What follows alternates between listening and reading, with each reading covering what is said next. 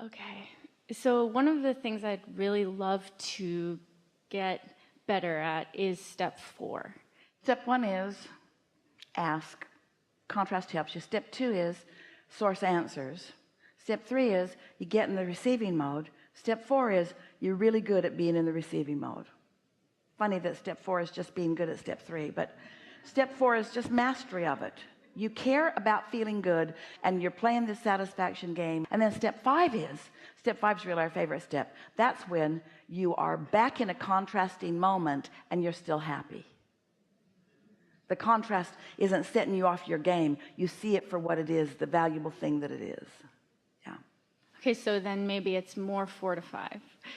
So I've gotten fairly good at the first few steps a few days of the week. So there's 7 days a week, and don't pat yourself on the back too much. Step 1, that's a no-brainer. You can't get out of step 1. Life just happens and you launch rockets whether you want to or not. Step 2, we're doing. So the first 2 steps you get no credit whatsoever for. That's the universe, that's life coming at you. Step 3 is the first thing you got to do, and you know what it is? Be happy. We know it's a challenge. Feel good. And then you know what step 4 is? Like feeling good. That's all. Like it so much that you're willing to do it. Like it so much that you're willing to be aware. Like it so much that you're willing to catch it in the early subtle stages. Like it so much that you're willing to know when you are and know when you aren't. And you know, you're very smart that you want to weave 4 and 5 together, because step 5, which is being in step 1 and not being upset about it, that's really because you've mastered step 4, because you like so much feeling good you're not willing to beat up on yourself anymore. So life came at you and gave you more contrast. Does that make you bad? No, that makes you fulfilling your reason for being.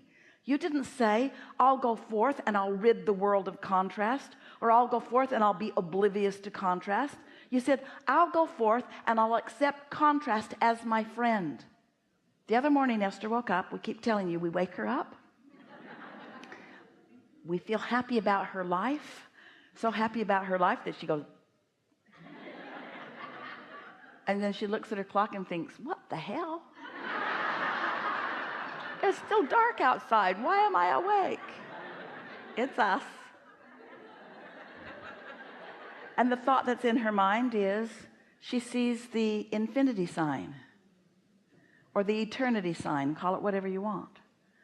So we said to her, because it was on its side, look at it and see one end of it is contrast and the other end of it is desire, or belief and desire, in other words, and see how it all fits together, and see how eternity is made up of knowing what you don't want and knowing what you do want, the contrast launching the desires, the question brings the answer and the problem brings the solution, how it all fits together. Make peace, feel appreciation for all of this contrast. So when new contrast shows itself to you because you want expansion, then thank the contrast that's shown itself to you, because as it shows you what you don't want, it shows you what you do want. You cannot be the eternal being that you are without all of that. Yes.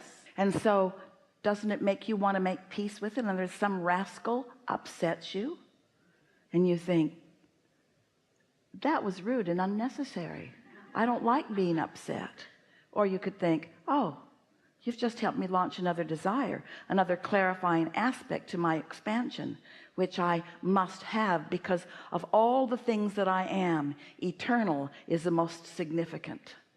And without something that causes me to ask, then I would cease to be. And since I cannot cease to be, then thank you for the direction along the way. Thank you. Thank you for the focus. For the focus that I get to now define. Thank you for the question or the problem that is now causing me to focus in the direction of the answer or the solution. Thank you for producing more impetus for my life, which I love. That's step 5. Yahoo! Somebody to hate. For just a minute until I realize that's not who I am. So I got to work this out because I hate you. because of the way you're behaving. When I look at you, I feel hatred because of who you're being. And I also feel disembodied from who I really am. I also feel complete disconnection from the love that is me. So now I got some things to think about.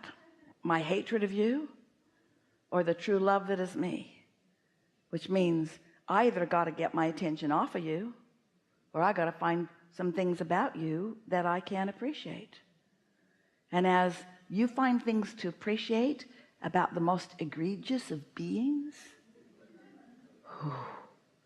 you come into true ownership of who you are, and the universe expands because you and they have helped you to focus into what is really wanted, you say.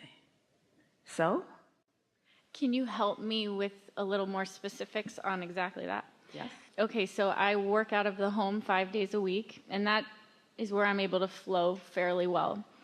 Then the other 2 days of the week I'm home. I have 2 beautiful children, and my elder son is on the severe end of the autism spectrum. So I already believe that we chose each other to expand and all of that, and I see the perfection in the situation. I know that this is for my benefit. when you step back far enough, you always see it. When you get up close to it, sometimes you forget. Yes. So being up close, and every day, every Monday through Thursday, I'm like, okay, tomorrow's Friday, and I'm going to master this. And You just said to us that step 4 is what you're after. And so isn't it logical that you would live in a situation where the mastery of step 4 is being helped along by day-to-day experience? okay, so okay, so I'm in this situation where there's very intense contrast after contrast after contrast, like all day long. And it's almost like I feel like I don't even have the control anymore. Let us explain something to you. You're going to like this because we have not said this before. So you're causing the universe to expand here with the clarity and intensity of this question. So just relax and let's take this new step forward together. So all things are expanding. We talked about that. And the intensity of what you're living is causing a lot of desire.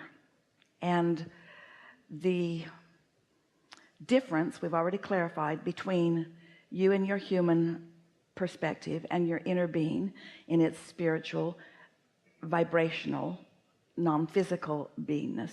The only difference between you is that your inner being is disciplined, is not the right word, but it's the closest one Esther can find. It's really practiced, kind of like the step 4 that you're reaching for, in holding the vibration of love and well-being regardless of what is being observed.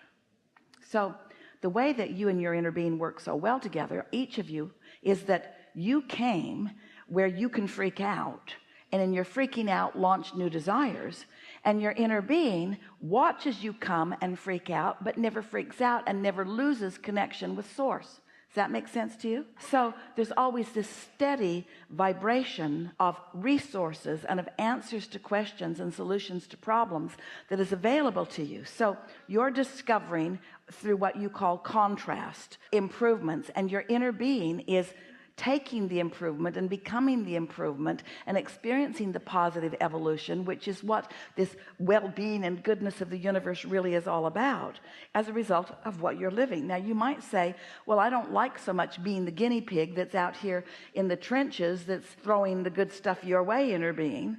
And in a way we can see why it might feel that way to you, but as you reach into these new places, you ask for new things, and your inner being always is the vibrational equivalent of what you've asked for. We're getting to something really important here. Your inner being sees the contrast but doesn't have the knee-jerk reaction to it, because your inner being is stable in its knowledge of goodness and well-being. Your inner being knows that there's no risk and knows that the well-being is dominant. And so it doesn't matter what upheaval is happening on the planet. You have to ask sometimes. Humans do ask this question on a pretty regular basis. If there is a source energy, or what we as man want to call God, then why does God allow all of this chaos and all of this suffering? Why is that even allowed? Why are we allowed to have suffering? And the answer is because you have free will in order to produce new desire. It's all part of the process. And because you have guidance that will always lead you into the solution that the problem has helped you point toward. Did that make some sense to you? So the difference between your inner being and you is that your inner being always holds steady to the solution, to the love, to the answer to the question, no matter what you are doing. That's where your inner being is. So when your desire is as you just told us it was, when your desire is to feel the feeling of alignment more than it is to fix any problem, then you will see the problems as your inner being sees the problems, and instead of looking like problems, they will look like opportunities. Instead of suffering within them, you will revel within them. Are you following us at all? It's like Esther broke everything on an etagere. She was dusting, and one shelf got loose, and it broke the next and the next and the next, and all the treasures that they'd gathered for the first 10 years of their life together were all in a crumbled pile of broken glass. And Jerry, when he heard the crash, came running. He said, "Oh, good, something to want." He saw no problem with a crumpled pile of glass, because it just meant there were a lot of empty shelves that could be filled with more treasures. And the fun of finding them is so delicious, you see. Helpful? Yes. And also today's his birthday, so thank you. Pretty good.